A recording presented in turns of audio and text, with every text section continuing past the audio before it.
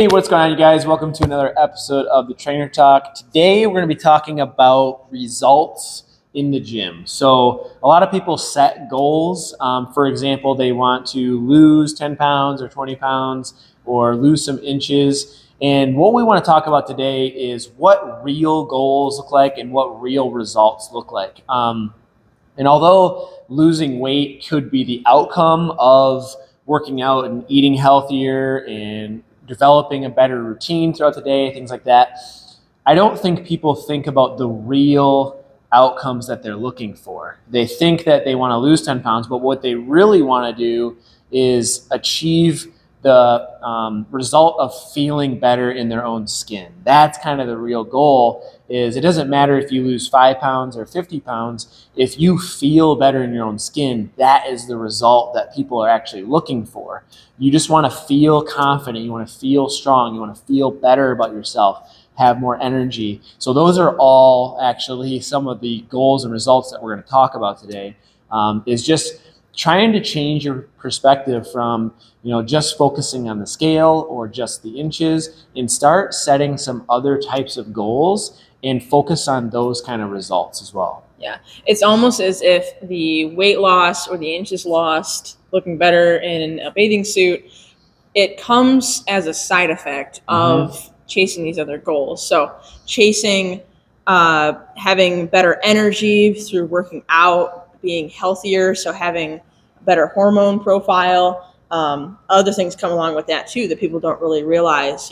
When you improve your hormones, your body functions a lot better, which bleeds into having more energy, having more focus, better moods, better skin. Some people might struggle with that, and having your joints feel better. A lot of people are either have joint pain or some sort of a muscle issue. That's one thing with exercising, eating right, treating your body properly, making sure that you're chasing health as well as, maybe it is a scale weight or some sort of a physical goal. Chasing something that's a little bit more internal, having that goal allows you to fix these other things that might be nagging. So some people have injuries, like maybe their back hurts or something like that. They come in, they start stretching, they start moving it, they start drinking more water, eating better. Their back pain starts to get less and less. It might even go away at some point. So there's a lot of different benefits to all the things that we preach and what people think is a means to an end to lose weight. But really, it's to get a lot of different benefits as well. Yeah, I'm glad you brought that up because, some people get so fixated on, I want to lose 10 pounds or 15 pounds, and they could have, terrible knees or back, like you said. And so they start coming to the gym, they start doing classes, and naturally they're going to start eating a little bit better, maybe drinking some more water, and their knees get so much better, and they have less inflammation, they have less pain, they can move better and squat. They can walk further, they have more energy throughout the day, but then they still think about that 10 to 15 pounds. And if they haven't achieved it, they beat themselves up and they think that they failed. When if you just flip that and you think about what was the real reason for wanting to come in and lose a little bit of weight, is so you feel better. And if you feel better, you can move better, your knees don't hurt, you don't have as much pain. That is a win in my book. Those are results. And if you stick with that and you stay consistent, the 10 to 15 pounds will be the side effect eventually, like she said. It should be kind of the second thing in our mind. And she said a great quote earlier, become the person required to live the life you deserve. So what that basically means is you need to adopt the healthy habits required to become the person that you want, to achieve the goal that you desire.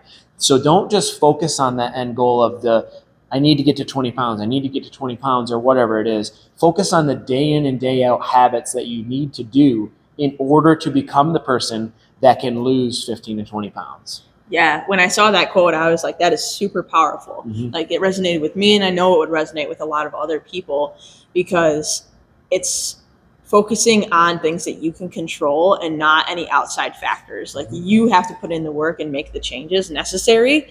And then it's almost like by default, you reach your goals. So, we talked about habits and setting your day up so that it's almost automatic. And then all of a sudden, through doing that repetitively, day after day, that consistently, that you're going to reach those goals of losing 10 pounds or whatever physical goal that you have.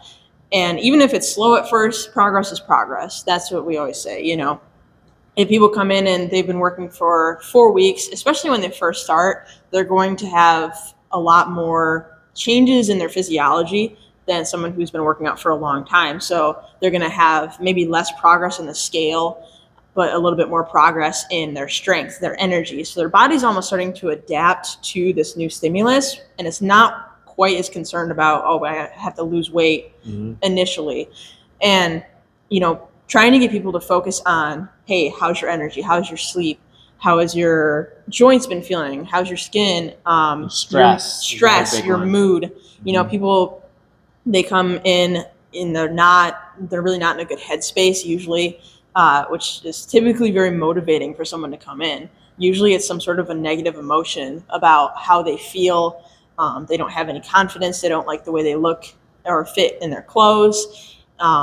They want to go to the beach and wear a bathing suit, but they feel so self-conscious. They never do that. They don't participate in social gatherings because they're that self-conscious. And if you think about it, they're missing out on so many rich parts of life. So even though they're thinking, oh, I have to, I'm coming to the gym to lose weight, and there's all these like negative things associated with that. It's driven by negative emotion of just not feeling good enough, and then you wanting to improve that. So basically, instead of focusing on that weight loss goal, on changing that itself, people need to focus on what can I do to add positive things to your life. How can I feel more, stress relief, feel better about myself? And I think a key thing is, one, prioritizing yourself.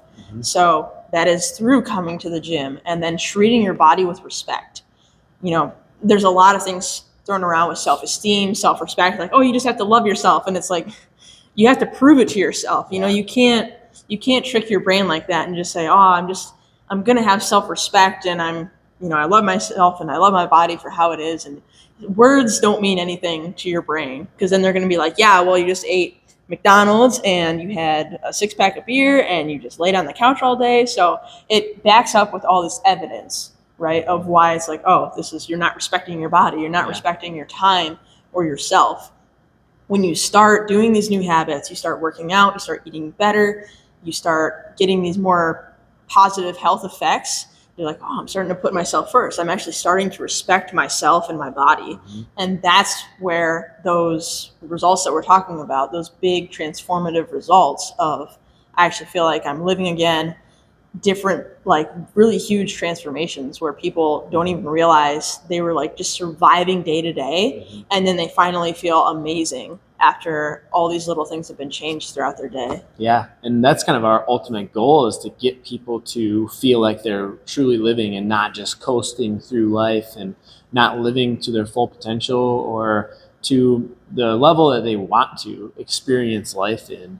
And going back to the, respecting yourself and just loving yourself for who you are. I've seen a lot of posts about that, and it's kind of a touchy subject, and I don't want to offend anybody or anything, but when you see those advertisements of somebody that is overweight or even obese, and they're in like a bathing suit or very little clothing, saying that they're comfortable in their own skin, they respect themselves and things. They may respect themselves, but what they don't realize is their body is in so much pain. They are killing themselves from the inside. So if you actually respect your body and you love yourself, you will take care of it at the end of the day. You can't feed it junk and just tell yourself that I love myself the way I am. If you actually love yourself and you respected yourself, you will take care of it.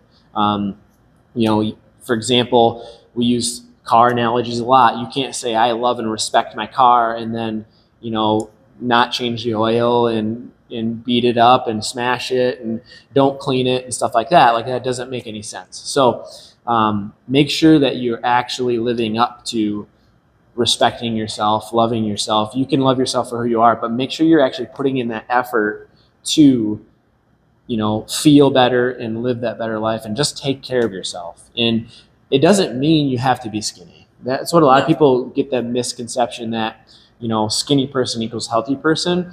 If you're moving daily and you're eating a nutritious diet and you're hydrating yourself and you're doing things that you love in life to make you happy and you just feel good, you are living a healthier and happier lifestyle. I know so many people that are considered thin or normal weight that are very unhealthy and they're very weak. They come into the gym and they can't hardly keep up with anybody. And mentally, they might be struggling a lot because if they do eat poor nutrition, they have low energy. They maybe are stressed out from things at work. What people don't realize is coming in and working out, you're putting your body through a stressor and your body adapts to that and you're able to handle stress so much easier in every other area of your life. So not only does a workout release dopamine and serotonin that makes you feel good and makes you feel empowered, but every single stressor outside in the real world, you'll be able to handle better and it won't stress you out nearly as much. So just things like those, if you focus on that kind of result, like if you're somebody that I just don't really feel comfortable and I'm stressed out and I have low energy, those 3 reasons could be enough to just make you, I'm going to go work out 3 days a week and I'm going to prioritize myself. I'm going to start eating a little bit better. I'm going to start trying to get better sleep. And if you just notice the results over time, I'm having more energy because I'm doing this. I have less stress because I'm doing this. I feel a little more confidence because I'm developing strength and I feel good about myself.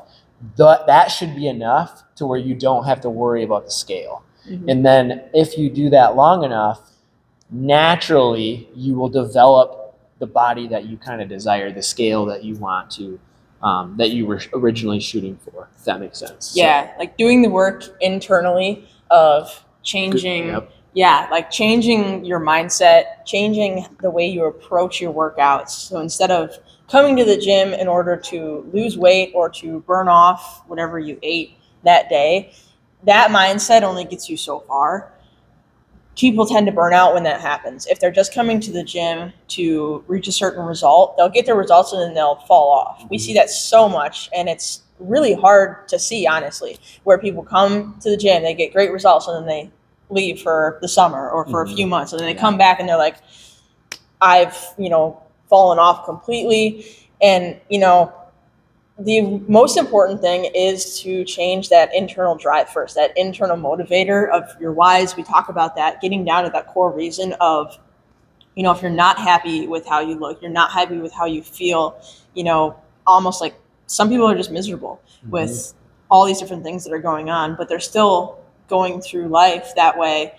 Being able to take the gym and the nutrition aspects of it and use that, viewing it as a tool to, okay, I'm going to improve my health, my overall life. So forget about the 3 hours that are in the gym, the other 165 days of the week. If you can improve those, then, improving the daily, day in and day out routines, and you're able to feel better day to day, then that's just going to translate into the rest of your life. We have so many clients where they are putting themselves first. They're coming to the gym, they're eating better, they're taking care of themselves, and they get promotions at work.